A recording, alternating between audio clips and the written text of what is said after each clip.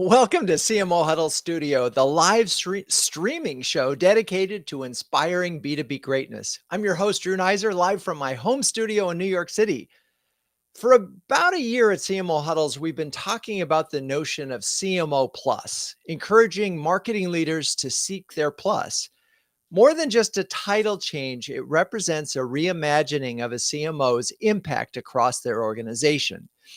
And any addition to an already demanding role requires improved time management skills and delegation skills, along with the capacity to learn and grow as a business leader.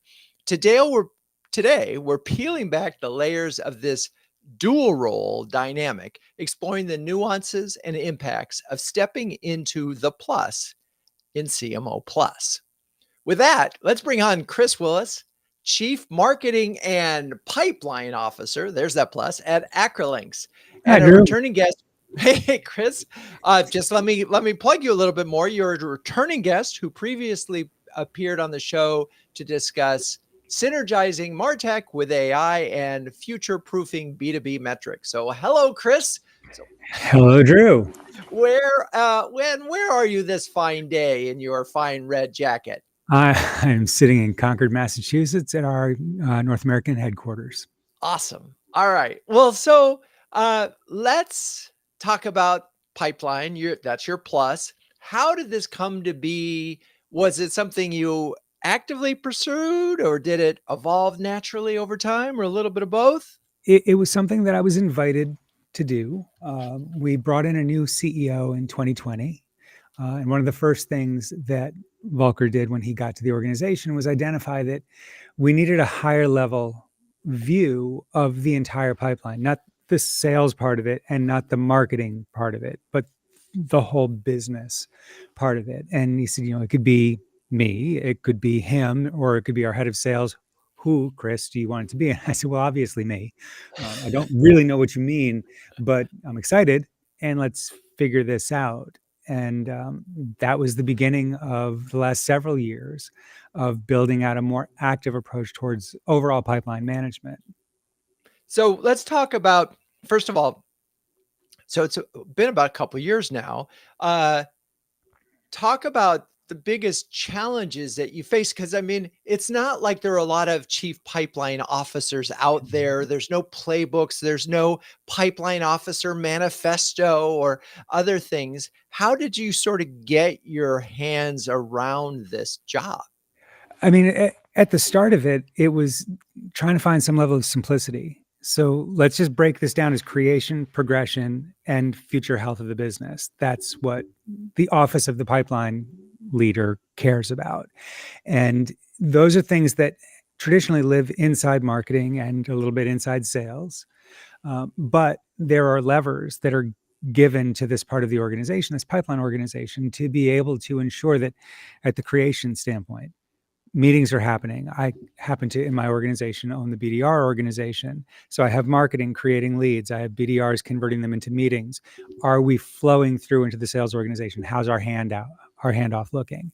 Then after the handoff, it moves more into the sales domain. Are we creating opportunities?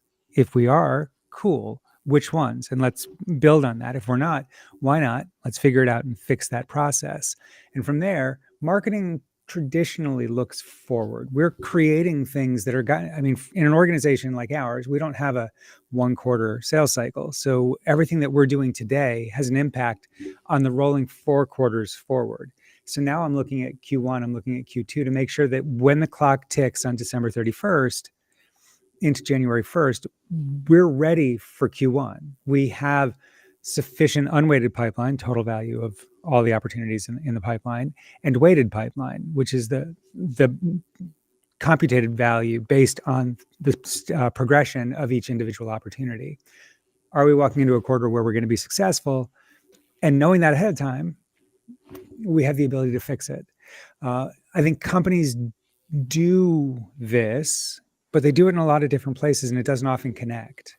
And so the benefit of taking this approach, having this space in the business, is that it opens up that collaboration. I am a marketing person. I've been a marketing person for a lot of years. And you can get caught in the world of like, we're creating what we're supposed to be creating and you're not closing it. And that's not a healthy place to be in the business. The trick that was played on me here is that it has elevated my view beyond the marketing contribution. Now, I know that marketing is designed to deliver 60% of all pipeline, right? But I care about 100% of the pipeline. So now from being CMO where I'm like, we're doing our part to is the entire company delivering what's necessary? It changes the whole collaborative approach between me and our CRO. Yeah. I mean, so I've so many different thoughts that I want to talk about, but so what, look, there's only so many hours in a day and, I think we all have the same number of minutes, 1,440 per day. What did you need to do in order to spend all this time as chief pipeline officer? What did you sort of need to give up, or what kind of structure did you need underneath yourself in order to make this work? I needed remarkably strong second level management, really, because I needed to not spend as much time in the day-to-day tactics of a scaling up business. So having a very strong VP of revenue marketing, having a very strong VP of content and product marketing allowed me to spend more time looking down over the entire front office function and finding the things that needed to happen. So I'm still involved in the overall, very involved in the overall marketing strategy because that's fueling this pipeline. But again, I'm also meeting with individual salespeople, making sure they're getting what they're needing. I'm bringing in, for instance, field marketing into a meeting with a sales rep and saying, like, what are we doing for you specifically in your territory to make sure that you're getting the meetings that allow you to create and progress opportunities. My product marketing team, as an example, has compensation tied to weighted pipeline, because if deals aren't progressing, it might be a seller problem, but it might not be. It might be that we don't have the right ROI tool. It might be the middle of the funnel content isn't strong enough to drive deals forward. So everybody now is engaged in this process, and they are because of the vantage point that I've taken over the entire process. I wonder, has this changed the way you think about marketing? Well, yes, because now I've always been a data-driven, demand-oriented marketing person. That's where I come from. But now you're seeing it across a much wider swath of the business. Everything comes back to how are we driving into the pipeline and then through the pipeline. And you can map most things that we do in marketing to one of those two things, either creation, obviously with demand, or progression through content and product and social and PR and all the things that we do. It's all coming back to those two metrics of unweighted and weighted pipeline. And it ties marketing to the outcome of the business in a way that I think most companies don't manage to. And it creates a trust between the sales organization and the marketing team, because the sales team knows that everybody in this process is in it for the same thing that they are. And we don't run into the he said, she said, and we're winning and you're not. We all win, or we don't. And that's how this business has grown. So it definitely seems like it's giving you a greater alignment with sales, and it also sort of connects marketing more to the end goal of the organization, which is obviously to acquire and keep customers, which is pretty much what every business is there to do, right? Is to acquire and keep them happy. I'm wondering if it's changed the perception of Chris within the rest of the leadership organization, because sometimes you hear that, oh, well, they're just the marketing person. Right. I mean, I think that, I'm looking out at the future. So here we are in Q4, and we're working through getting all of our deals closed, getting the year closed well. That's what we're here to do. But I'm living in Q3 of next year, and having that viewpoint, I'm bringing up completely different situations than what we're currently working on. And I think that's the fail safe that we've built into the system is that, good or bad, Q4 is going to happen, and we're doing it right now. But the clock continues to tick, right? And the calendar continues to turn, and we're going to get to Q3, and are we going to be okay? And that's the part where I bring the gravitas, is we need to do these things now so that we will be healthy in the fall of next year. And that brings a lot more to the organization. And there's a whole nother unintended consequence with this that you wouldn't think of, is that, so we're all CMOs trying to be CMO plus and reaching into other parts of the business. But an unintended positive consequence is that if you're doing that, you have to be self-aware and be okay with letting that happen in other directions. And the collaboration that I get in marketing from our CRO, unexpected and super positive, because I can't, it can't be unilateral. I can't just be the only one reaching. Shane brings huge value to our messaging, for instance, and not just in making sure people are using it, but actually, he speaks to customers. He knows so much, and he brings a lot to the process of top level problems that we solve, differentiators. And so as a front office management team, we're very integrated, and there isn't that competition amongst us to see who's bigger, cooler, and more successful. We're working together at a strategic level down into the tactics on everything, which is, I think, a very healthy way for a business to run. I didn't expect it, but here we are. There we are. Well, I have to summarize this by saying this all sounds like a plus. Okay, with that very sad transition, I'm going to welcome Melanie Marcus, the Chief Marketing and CX Officer at Surescripts, an industry expert who has graced our stage before to delve into the topic of securing organizational buy-in and structuring marketing departments. So hello, Melanie. Wonderful to see you again. Hi, Drew. It's great to be here. So, and just to sort of ground us, where are you this fine day? So I am in Washington, D.C. at my personal headquarters. I love it. You and the nation's capital right there, ready to go. Okay. So you were CMO for 6 years at Surescripts. Yes, thank you. Having a little challenge with my tongue today. And by the way, congrats on your tenure. And added CX to your title in July of this year. Can you share the sort of story behind the change? How did this happen? Sure. Well, yeah. So I've been here. I've been doing marketing for 6 years, as you know, now it's 6.5, and done a lot of work to renovate and really develop a very strong marketing function. And similar to Chris, we had a CEO change about now a year and a half ago. But as our CEO came in and was looking at the org, our chief customer officer, who had sales, account manager, the whole thing, retired. And our fairly new CEO decided not to replace the position, but rather to infuse the customer throughout the organization. We are a customer-led organization. Most of our business comes from within our current customer base. And so when he was doing that, I had taken on customer experience improvement, and I was, fortunate to be in the situation where it was the right time for everyone for me to take on account management and customer support.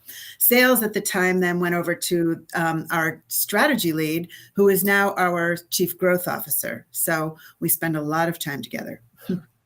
So, and talk a little bit about, okay, so you're adding CX suddenly to this thing. And because it makes a lot of sense as you explained it, because we're dealing with growth, any growth that you're going to get has come from existing customers. So marketing and customer experience are almost the same in the sense of that they have such common goals at that point. How did it change how you spent your time? Yeah, it's funny that it's months. It's really been 6 months at this point. So the first 3 months was typical for any like new job that you take on, right? I was really looking to my marketing leaders to keep that function going, which I completely agree with Chris. The only way to do this kind of job is to make sure you've got awesome second level leaders. And I do. So that was great. But I spent the first 3 months talking with every single person through focus groups or one-on-one interviews in these new functions to understand what was going on, where were the strengths, weaknesses, opportunities, threats, and we had some low-hanging fruit and things that we did to have some quick wins, but then quickly pivoted to like, okay, now I get it. Like we have a plan for these new functions for the next year or 3 years, and now we've got one function, right? Marketing and customer experience. It's a function and we work together, and there's a lot of work to be done to do that. It's only 6 months. But what my time is spent, what's happened for me, and I think this is interesting and maybe important for others thinking about doing this, is like, if you love doing marketing and you love getting your fingers in the marketing work, this isn't for you.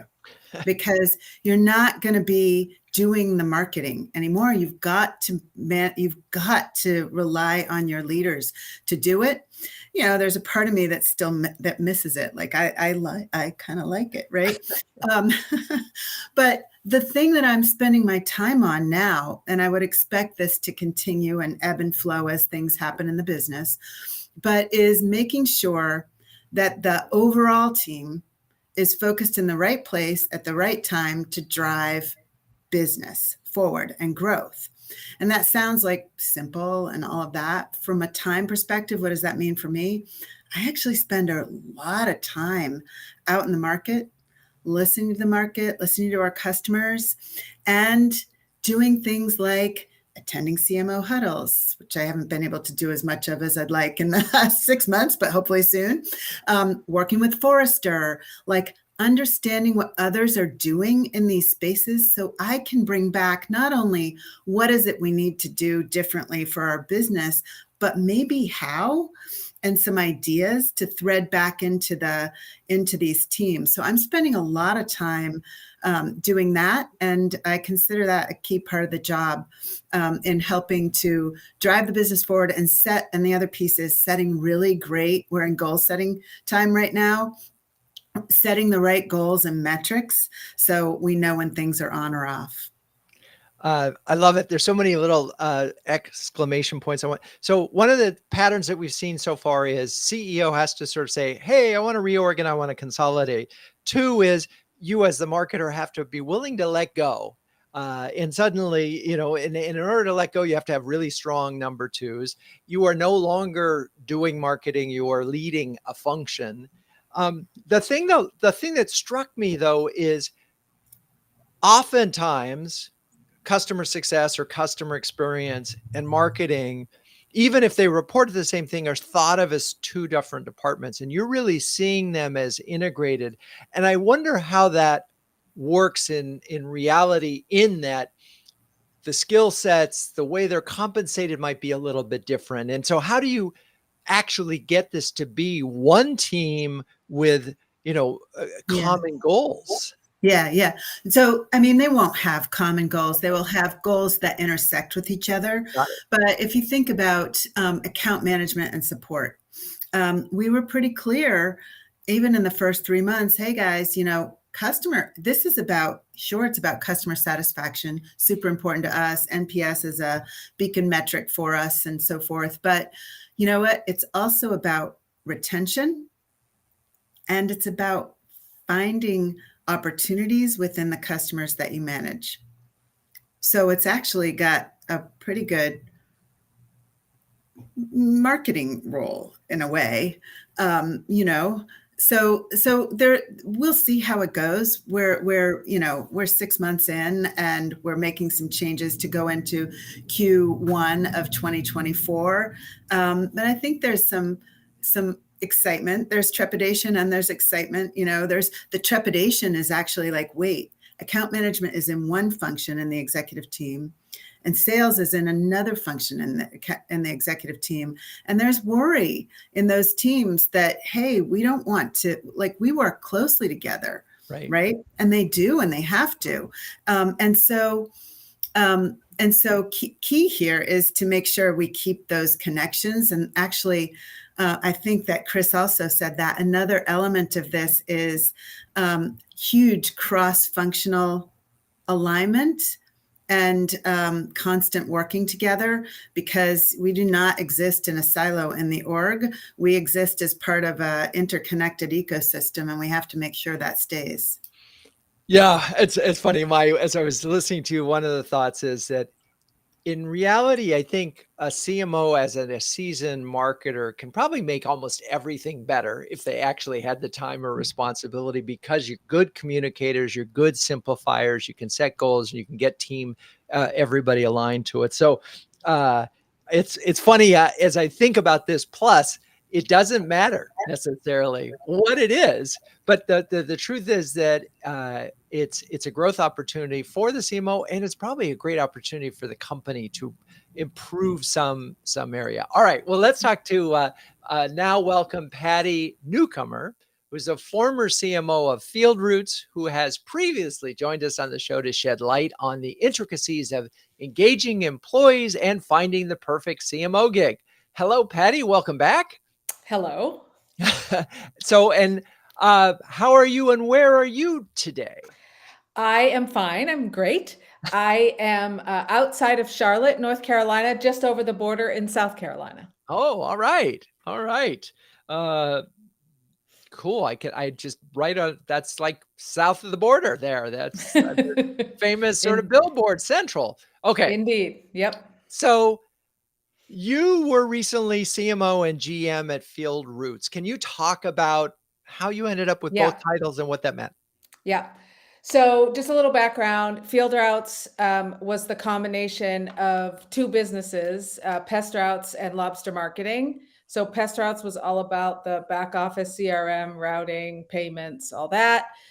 Lobster Marketing was the marketing. So websites, email, that component. And we rebranded to FieldRoutes and created two suites, the operations suite and the marketing suite.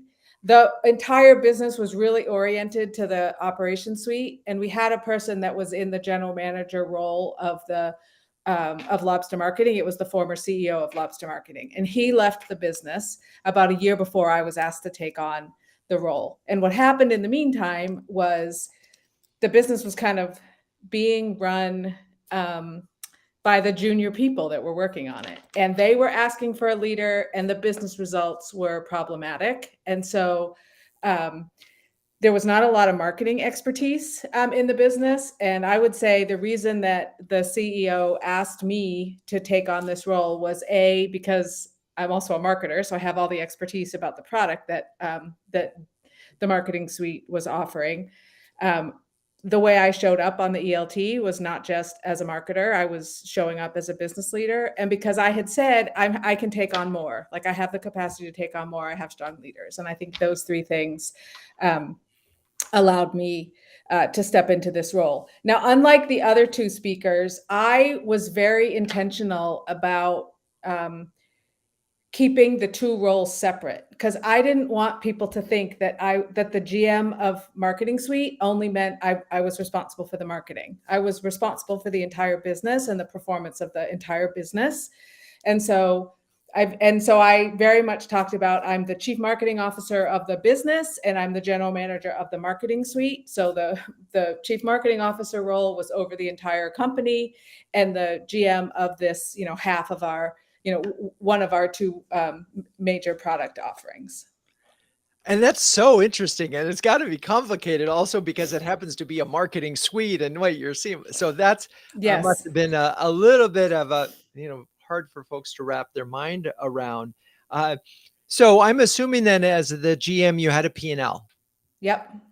And suddenly, and this is interesting because we've had CEOs to come join us in Huddles in the past. And when we talk about what it takes to get to a CEO role from a CMO role, it's often some kind of P&L experience.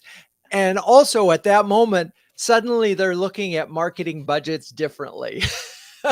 And so here you are as CMO over here saying, I need more money. There should be more money in marketing and less money in sales. And suddenly you're over here as a GM going, I don't know. Yeah, I actually spent most of my time. I was also in this role for about 6 months, Right. and I spent very little of my time on the marketing. I spent much more of my time on the performance of. We had an attrition issue, we had a sales issue, we had a morale issue.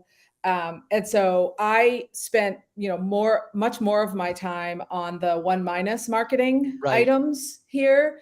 And our P&L was really not so much driven by the marketing expense, because honestly, the most important sale was to our existing Operations Suite customers. Right. So it wasn't a huge marketing budget, and the team was doing a nice job on that. And so there was certainly some aspect of that, but the more important thing was, I used to talk about it as we got to bring revenue in and we got to keep it. And, we were not bringing enough in and we were losing too much of it. And so that was causing, issues on the P&L from both directions. And so my job was really, getting the team focused on that, making sure that the priorities were clear, making sure that the product roadmap was committed to, making sure that the customer service team had the resources and the expertise that they needed. And then spending a lot of time on the morale and the culture in the organization. And had you had a GM role before? Mm-mm. So what was the steepest learning curve? Honestly, it wasn't like I didn't know how to do this. I feel like when I spent almost 8 years at Intuit in 2 stints, and at Intuit, there's a lot of focus on leadership and not just your functional hat.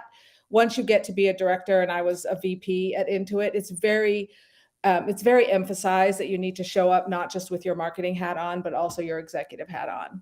So for me, it was some of the time management. Like, how do I really make sure that I spend enough time on both, and I'm not ignoring one or the other. But it wasn't like, oh gosh, I don't know what to do.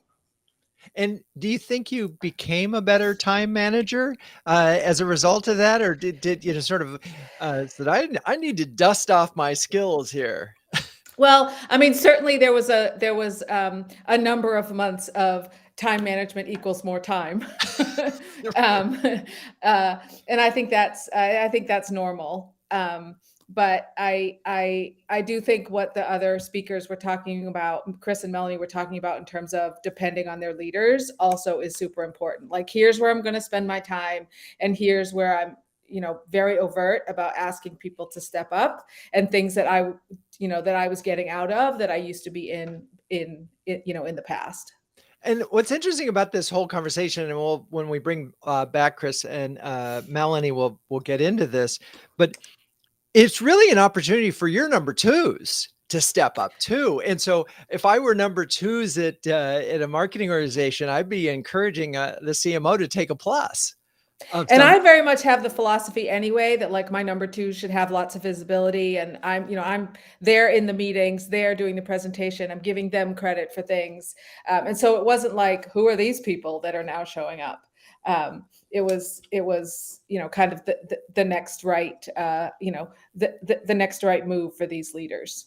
Yeah, no, I recall those words coming out of your mouth in various huddle conversations about supporting the team and crediting the team, and that would be essential. The other thing I was just thinking about is how formative and fortunate for you to work at a company like Intuit, which actually does build leaders. And I know that I've talked to a number of folks from Intuit over the years who are now CMOs or number twos who came up through that system. And I just, if you're listening to this and you're thinking about your career, sometimes it helps to work at a bigger company that actually has procedures and processes to train you to think a little bit broader about your role. Yeah, very much. And the stepping in to see what the business needs is something that I was doing for a number of months about this suite in the executive leadership team. It wasn't like I wasn't asking these questions or making these recommendations beforehand. It was just, okay, now we're going to make the role much more specified and official. And that helps with the ability to influence and all of that. Got it. Okay. All right. Well, now I've already talked about CMO Huddles, but it's time for us to talk about CMO Huddles a little bit more because we just can't do it enough here at CMO Huddles Studio. So we launched in 2020. It's a close-knit community of over 300 highly effective B2B marketing leaders who share, care, and dare each other to greatness. Given the extraordinary time constraints on CMOs these days, everything, and by the way, the time constraints get more real with a plus.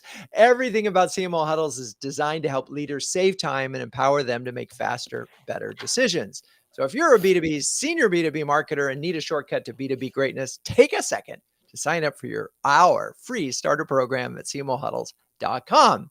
Chris, Melanie, Patti, you're longtime huddlers and you're incredibly busy marketing leaders. I'm wondering if you could share a specific example of how CMO Huddles has helped you. I'll go since I was the one just talking. One of the other things I learned at Intuit is the importance of external inspiration, right? And getting outside of ourselves. And I just find CMO Huddles to be super relevant for like, what are other people doing? What better things can I bring into my organization that I don't have to relearn from scratch? And I've done with different vendors and how people are approaching ABM and pipeline conversations I've gotten ideas from, and how to sales and marketing partner, and a whole number of topics that have helped me, start not at 0, but start at 40 or 60. And that helps make me a better leader and helps make me more efficient in my role. Amazing. Thank you for sharing that. Melanie, Chris. I can pick up from there. I mean, very well said, Patti. That's great. I get a lot of that from CMO Huddles.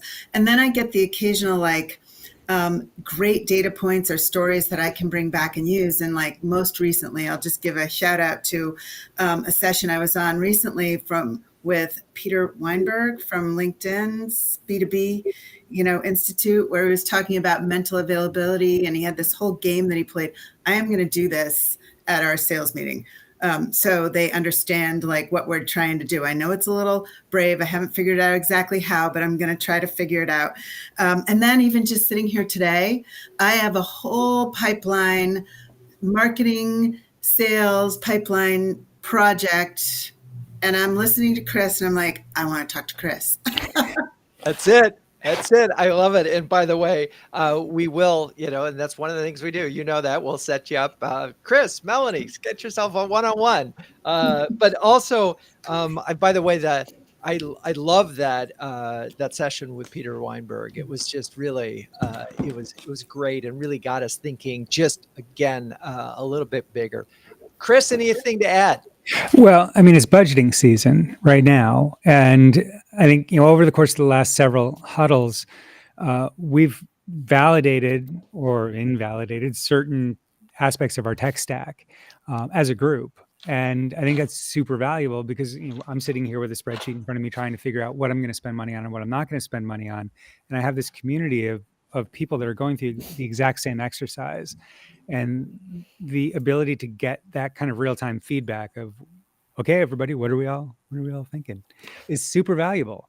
And it's helped us to build out a very effective model for how we go forward without having to rebuild from the ground up. Amazing. And it does, what's funny as I'm thinking about this show, these are like mini huddles too. And I love that aspect of the studio. Anyway, if you're a B2B CMO and you want to know what the fun of all of this is about, check out cmohuddles.com. Okay. So let's talk about this. I'm imagining in a moment where you go, okay, am I putting my GM hat on or my marketing hat on? There's a little, do you toggle back and forth at any point in time, or how do you sort of think about at your to-do list even? And I'll start with you, Melanie. I mean, what am I going to do today? Yeah, that's a great question. I mean, I think that, I mean, I have a whole process that I go through to make sure that I've got my week, my month, my day, my hour, whatever, like allocated correctly. And now this has just thrown in another element and it's just raised it up a level. So, I mean, if somebody's got an issue in the team, of course, I'm going to make time in my day. Like, that's just it, right? Like, it doesn't matter where it is, which function it is, I'll make time in my day. And they know that. Besides that, then I'm still staying at the top. I'm still staying, at the, where are we on, where are we off, and what are our goals, and that kind of thing. And it doesn't say which toggle between, because I don't think of it as toggling between right now.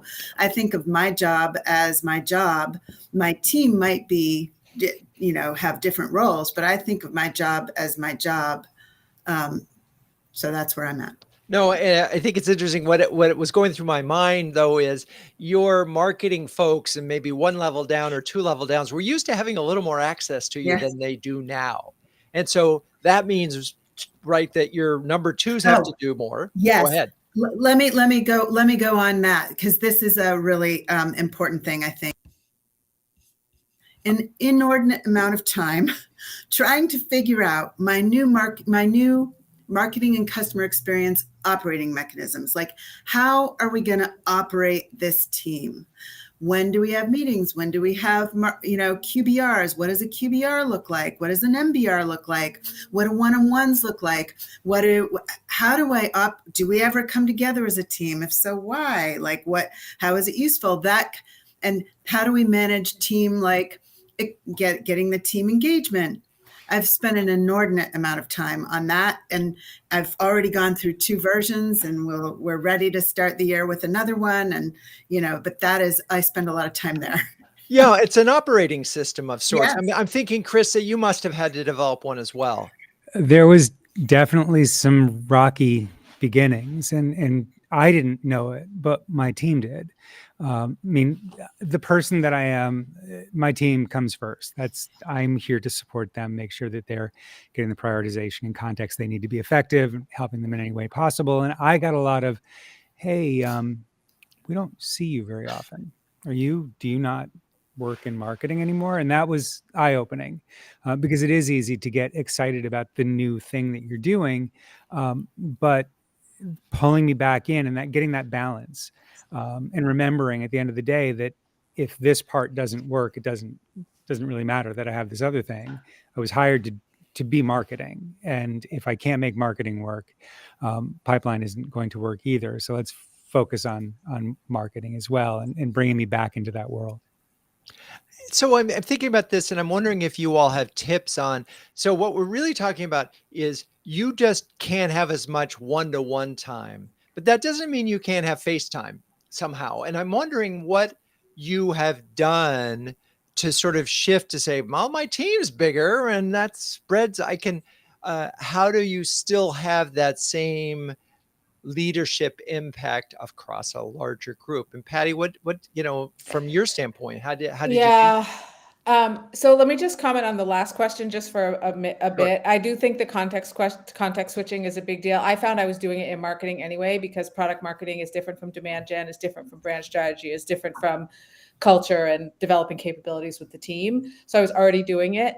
I also manage my team with a top 6 philosophy. So we all do top 6 every week.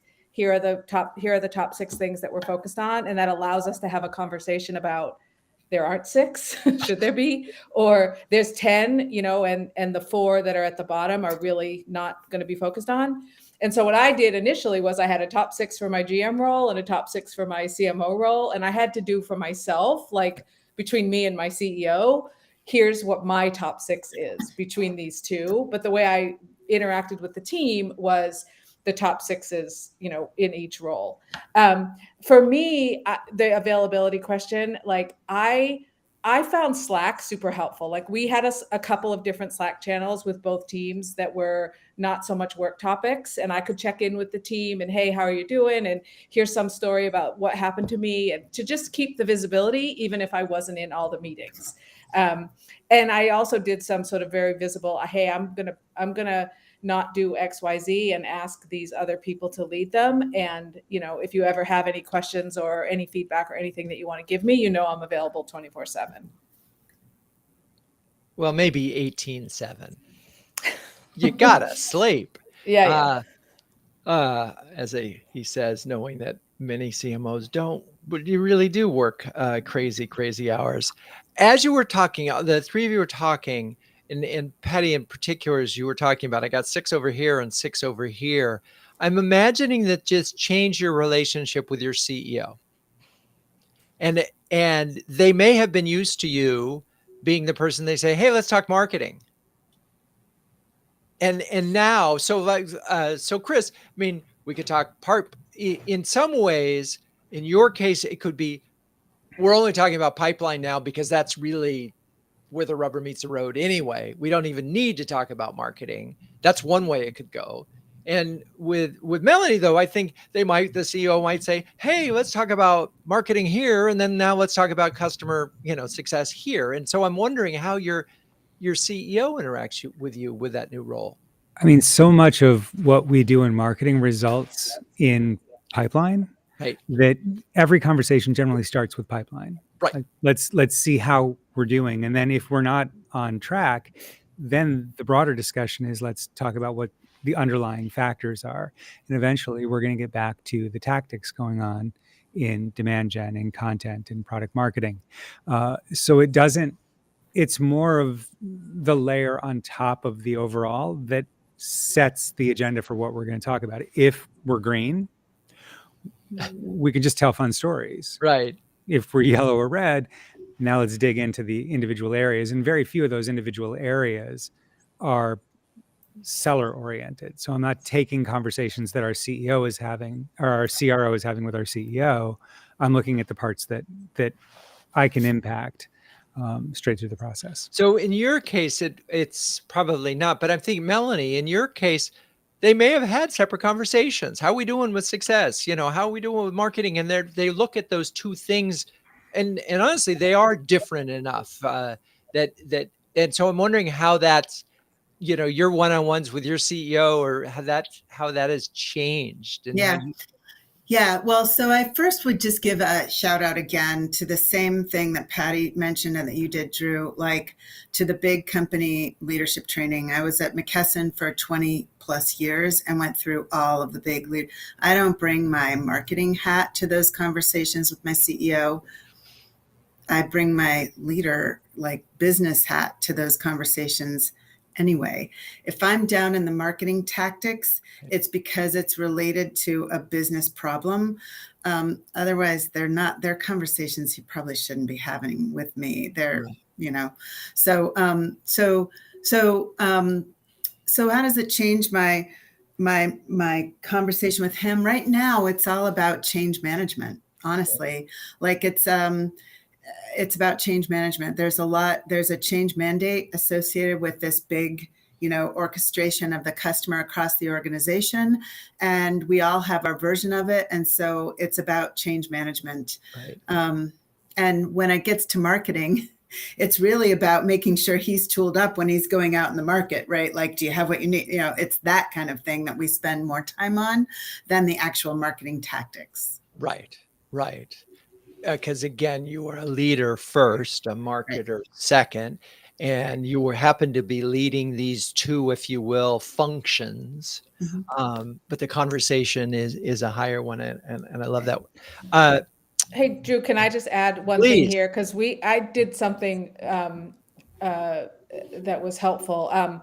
Long before I got into this role, both the sales guy and I were asked to provide a weekly pipeline demand gen summary to the ELT. And I very intentionally made that summary not just about demand gen, because I don't want the org to think that marketing is just demand gen. So that we had a summary that went to the ELT every week that was a summary of sort of all the things that were going on in marketing that were contributing to the business outcomes. And so that helped me sort of not have the in-depth marketing conversations with the CEO, because he already had the update. And so if there were questions or things that came from that, that was a conversation. And then we were able to spend more time again on the high level business strategy questions. Just in case some folks listening are ELT is executive leadership team. Now, Yeah. when you say demand gen, I want to just are we talking about demand capture? Or are we talking about demand creation? Or are we talking about both? Yes, both, all of it. Okay. It included the content, it included the brand, it included product marketing, it included understanding the customer to influence the product roadmap. It was a very holistic view into what marketing did, although it started with here's the MQL and SQL performance, and here's what's going well and not going well. Hey, Drew, let me build on that for just a sec too, because I love that, Patti. I'm gonna I love that you did that. And I do something on every Friday that combines a little bit of that, but it's mostly about keeping me in front of my whole team. I send a Friday highlights email to my whole team and copy my boss, the CEO, on it. And in that, I often usually highlight big things that have happened that week. And then I highlight people's names associated with them so that they can be seen by Frank and each other about oh, that was seen. Melanie saw that. And now Frank sees it, right? So that does it's a little lighter touch on the business, right, than Patti, but it also brings the team in. So just another little thought. Yeah, it's sort of celebrating that we're actually accomplishing something, yeah, right? As opposed to on some kind of hamster wheel, and recognition, which is it's funny. I is reading something that recognition is actually trickier than I thought. That you can recognize someone, you can give them an award, and then everybody who didn't get it can feel bad. So recognition is a much more complicated something, and I'm looking forward to it because we're talking to Jen Lim and her Beyond Happiness book, and she talks a lot about recognition. So I'm looking forward to getting into how do we do this right, so that not people don't say, well, they won an award, but why didn't I, or that kind of thing. Anyway, I want to sort of circle back on how obviously this is changing you as a leader. This is changing how you're spending your time. This is changing the relationship that you have with your direct reports and the people on your team. And I want to talk a little bit about how it changes your relationship with your peers. And Chris, you've talked a little bit about, let's go back to your CRO, because I'm imagining at other organizations, the CRO thinks he's doing what you're doing. I think that's probably accurate. I mean, and I've said when I've spoken about this in the past, I don't know that this works everywhere. You run into that adversarial relationship between marketing and sales, and who's got more power and who's more important. And one of the things that I'm very lucky about, I think we're very lucky about, is that we don't have that here. There is not a competitive nature. We're out for the same thing. And if we look at this quarter as an example, the fact that there's a focus on pipeline external to Shane's everyday CRO role says that he can focus 100% on this quarter. It's Q4 2023. This is a big quarter for us. And there's a lot of moving parts. And he's very focused on that right now. I've got him. I'm out ahead. And so I'm out past him looking at the beginning of the year, and he can just be heads down focused on now. And so that creates a very close trust-based relationship that I have not found in many other companies, that I don't know how I would not now go out and build in any company that I ever work in, because it's so clear that it's the right way to collaborate. Whether I'm pipeline something in any other company ever in the future is irrelevant. But this collaboration process that we've built and the closeness between sales and marketing and the trust that's built up, in hindsight, seems super critical. Yeah. And I, in some ways you've liberated your CRO and also given a wonderful focus to the organization. Your job is to close and I'll keep it And all the and things that go with that. There's so right, many things, like the forecasting of the quarter, calling that quarter, managing that on a day-to-day basis, and then having the data to be able to look into the future and look a board in the face and say, I think we're good. Based on the data, right. we're in good shape. And that's what I'm out there trying to provide, is that future view of the company. And not to sort of put you on the spot here, Melanie, but do you think that you can sort of like, I mean, this short-term, long-term, and that you and sales could have that kind of perspective together?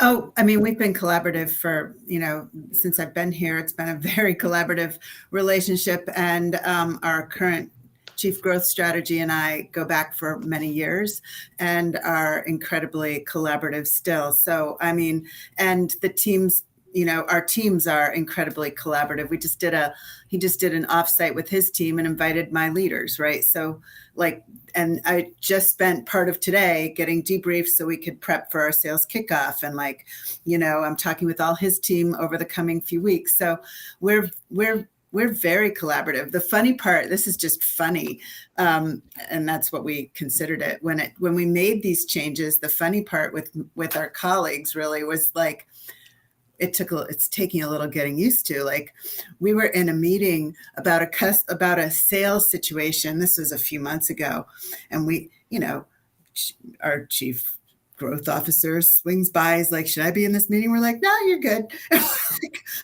Wait. That was the strategy side going, you're not good. No, you should be in this meeting. And the same thing with me when a customer things come up, they're like, we've got it. And I'm like, well, but I probably should know, right? Right. And so this is the two hat part where, Yeah. again, in this sort of this dividing between the time. What's interesting here is I'm thinking about this, and I haven't been a fan of this notion of chief market office versus chief marketing officer, because I just think it messes with the mind. But when I think about it a little bit now, in the context certainly of what Chris was doing, and Melanie, to your thing, in some ways, that's kind of what your combined job is particularly in Chris's case, it's because you are really looking at making the market and thinking about it a year in advance. But anyway, that's a topic for another show. What I really want to do right now is ask, what would Ben Franklin say? And given what we've been talking about, I think this quote is well on point. Quote, without continual growth and progress, such words as improvement, achievement, and success have no meaning. So it's all about continual growth and progress. I have lots of thoughts and final words of wisdom, but I really am anxious to get your final words of wisdom to the CMO audience here who's thinking about a plus, and what the implications are going to be for them if they actually succeed in getting a plus. So let's start. Patti, final words of wisdom. I mean, I think part of this here is making sure that you have your, like, I've seen this conversation before, and it's like, wait, I need you focused on the thing that you were focused on, as the chief, like, do you have that before you're trying to take on other things? So you need to make sure you have that with your CEO or your boss. And then I just think, where are the places where you think you can add value in the organization beyond what you're currently doing, and lining up, what the new role is with that, so that you can continue to be successful in both, because nobody wants an equation where you've now got more and you're not successful. Right. Okay. Melanie. Right. So, I mean, you have to be ready. And that means you have to be ready to let go. You have to be ready. Your marketing function needs to be in order, and you have to have your leaders in place, good leaders, great leaders in place to take on even more than maybe they had. So you have to be ready. And then, for a while, the job might feel like two, because you're taking on a new job. And the goal would be, in the end, for the job for yourself anyway, to feel like a role that might have multiple, interdependent teams under it. That's what you got to be ready. Yeah, no, it's great. Chris, bring us home. Little touch of vulnerability you have to look around your business and identify who's going to help you, who's the mentor here. Because in my case, I was going into something that didn't exist. Like Office of Pipeline Management isn't a thing, and go look for it on LinkedIn and try and call the person that also does it. And there isn't somebody. I mean, there was 4 years ago, there was a guy with that title, and I called him and it wasn't the same thing. And so being able to find that person that's going to be the mentor, like any other position that you step into, you're growing into this. And if you don't see that, it might make success more difficult. In my case, I was very lucky that the person that asked me to do this had an idea of what they wanted. And we've grown this process from that original idea to something much bigger. But if there wasn't that original idea, this would have been very difficult. I love all this. So one of the things that we wanted to do this show, both for CMOs who have current jobs and CMOs who don't, for those that have jobs, what we're really thinking about is you're a skilled professional. You've been doing this job for a while. Step up, think about doing more. It'll make it much more likely that you're around next year and the year after, because again, you're thinking broader than quote, just marketing. You're bringing a lot more to the table. So it's a step forward for you. It's a way to add, and if you're bored with your job, it's a really good way to do it. If you're a CMO in transition and you're thinking about your plus, think back to some of the things that you did in addition that were sort of outside of marketing, and think about how you can package yourself up, because when you're trying to sell yourself right now, if you could position yourself as a twofer, maybe there's an opportunity for you that didn't exist before that. All right. Well, thank you, Chris, Melanie, Patti. You're all wonderful sports and such accomplished leaders. Thank you, audience, for staying with us. Please join us in 2 weeks when we'll be talking about global website management with Martin O'Leary, Tim Bianchi, and Hannah Graff. Cue the music. CMO Huddles Studio is produced by Melissa Caffrey. Our production assistant is Laura Parkin. If you'd like to learn more about CMO Huddles, please visit cmohuddles.com. I'm your host, Drew Neiser, and until next time, keep on sharing, caring, and daring each other to